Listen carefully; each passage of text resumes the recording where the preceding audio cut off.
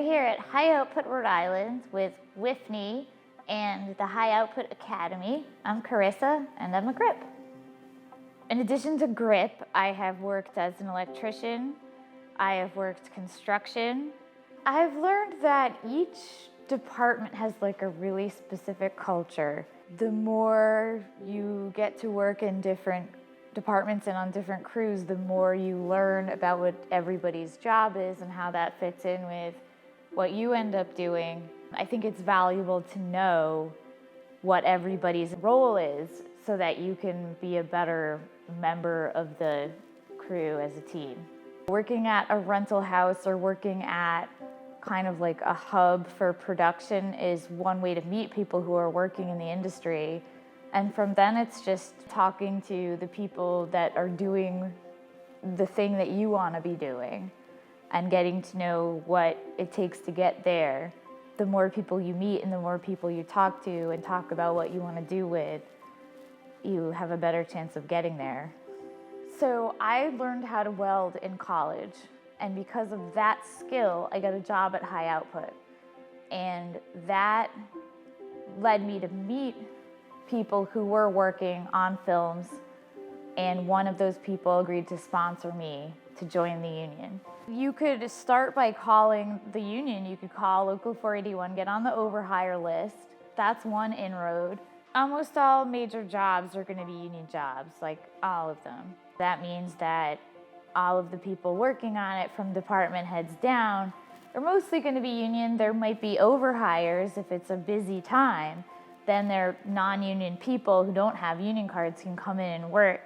The union doesn't necessarily send people out like a hiring hall, but they can sometimes assist in placement and stuff like that. But it's mostly you making the calls, and there's an availability list, so you can check off your name for whatever like days you're available, and then any person in a hiring position, actually anybody in the union at all, can log on and see who's available in each department. And it's got your phone number and all that. So it's like a little posting board for like who wants to work. I joined 481 in 2008, and I think it's probably twice as many members now as it was then. So the number of productions has increased in New England for sure. But back then it was like maybe 1 or 2 movies a year and you wouldn't work the whole year. Now it's like hard to take a break and it's hard to crew up jobs. Like we're finding that we have to bring in people from out of town and use a lot of overhires, which is great. Like we want the work, we want to keep it local. And I think that's true of, not only are there more productions happening in total, in number, but they're more spread out. So there's like a huge film scene in New Mexico, Louisiana, and Georgia, North Carolina, and here in New England. So I definitely felt like I had more to prove when I first started. And I would feel like I had to work twice as hard, or do twice as much as everybody else just to prove that I was capable. And I think that's really common for women who work in this business.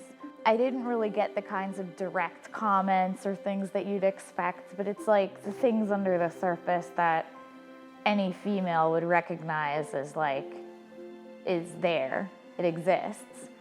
But the longer I do this, the more confidence I have, and at this point I'm like, okay, I don't have to work twice as hard because I know what I'm doing. I think it's super important to network and collaborate with other women in the business because I do think it is sort of a confidence thing and a strength in numbers thing. Like if you see somebody who's like you doing that job, it makes you think that you can do it. So I just want to put myself out there as much as possible as like a, hey, I'm here, you can do it too. I'm not the biggest person, I'm not the, it's like anyone can do it if you want to.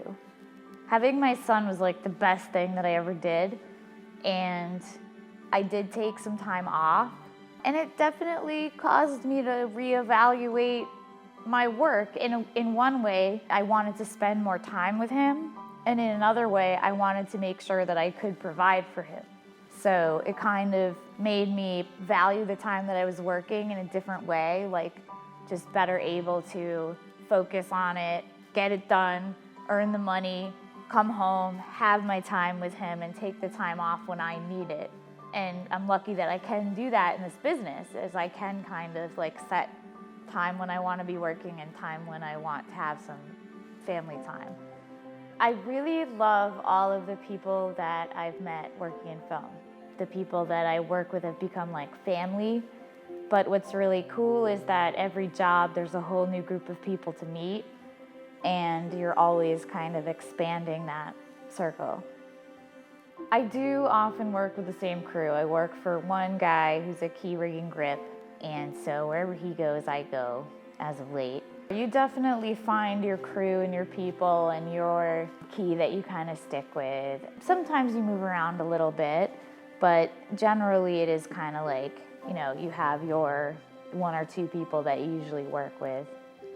We work on whatever the work is. Sometimes it's a feature, sometimes it's a series. It kind of doesn't really make any difference. They're kind of shot the same. There is a lot of production in New England and in Rhode Island. I really loved keying Space Oddity, which I did last summer. It was really fun. It had a great crew. It was a low-budget movie. It was a really nice experience. And it was my first real key job, so that was fun. I'm Carissa Spatcher, and you can email me at carissa.spatcher@gmail.com.